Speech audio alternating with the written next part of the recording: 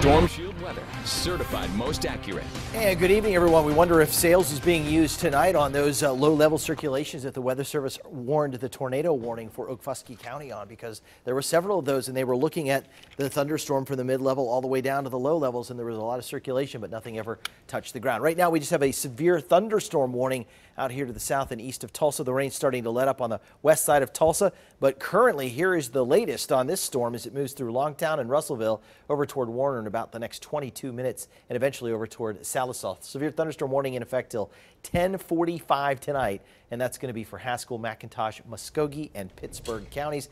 The storm has a history of 65 to 75 mile-an-hour winds as it marches quickly up to the east, and it is currently crossing 71 Highway here toward Kinta, also up toward Gore and Shakota. Heavy downpours, but right now the strongest winds are going to be over toward Gore and Stigler, and they could be some damaging winds on top of that. Meantime, we're watching the whole system kind of spin out to the east, now starting to move out of Payne County for sure and just into the western edges of Creek County. And our high-res future track has this storm exiting off to the east at about 2 o'clock tonight, and then tomorrow a little break in the morning, but look what's marching back our way at 10 o'clock. Another round of rain and thunder, and if this can get here at about 11 or noon, that could suppress the severe weather threat for tomorrow, at least when we talk about the damaging winds, the gusty damaging winds, the hail, and the potential for tornadoes. But it will not alleviate the flash flooding concerns. Brittany Rainey joins me now to talk about how much rain we've seen, and this is not a good sight to see when we're talking about flash flooding.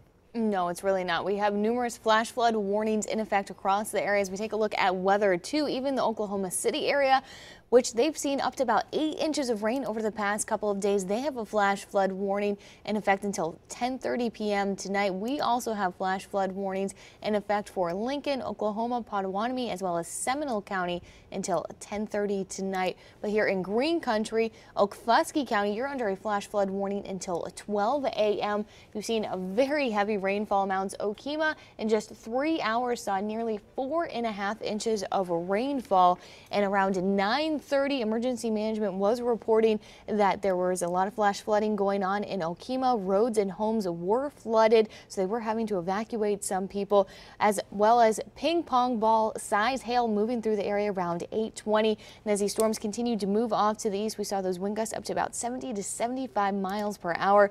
We also have that flash flood warning in effect until 1:30 a.m. for Okmulgee, and then a flash flood warning now in effect for Tulsa as well as Wagner counties until 2:30 a.m. Here in the Tulsa County area, we've seen about 1.5 to 2 inches of rain as these storms have moved to the east, and we're also looking at more rain, as Brett mentioned, throughout the day on Saturday, another round on Sunday. So if you are headed out early tomorrow morning and you see that water covering the roadway, do not try and drive through it. It only takes about 6 inches of water to float your vehicle, and then you are in a very dangerous situation. So if you see any of those roadways that are covered with water, just take a different route. It's not worth it to try and drive through it. Brett?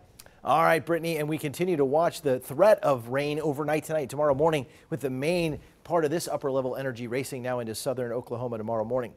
Then tomorrow afternoon, the main threat for severe weather will be out here in western Oklahoma, southwestern Kansas. That's the hot zone. Will put us in a warm zone. We could have more rain and thunder that moves back in, like we showed you from the west, at about 11 a.m. to noon tomorrow afternoon. So overnight tonight, a quiet break at 3 a.m., soggy gray at 8 a.m., but more thunderstorms return by the noon hour, and the rain ends around 5 o'clock. And then we dry out tomorrow night with the temperatures only reaching around 76 for the high. Christy Howard sending in this picture of this lightning bolt from Sapulpa. She's our storm spotter out there tonight. You can see that is a vivid lightning shot that she grabbed for us across the Sapulpa area. So certainly something to see and behold, as we've seen that in the across most of the area. And I want to show you the 7-day forecast quickly before we go, because we got to get us wrapped up and get us into some good news in terms of the weekend. And that 7-day forecast looks like this. We're looking at 77 tomorrow, the 80% chance of rain for tomorrow. And then we'll look for high temperatures again on Sunday around 77 degrees. And then Monday 73, Tuesday 75, and Wednesday 77, with chances of rain coming back in next Thursday and Friday. But right now just green for next Thursday and Friday.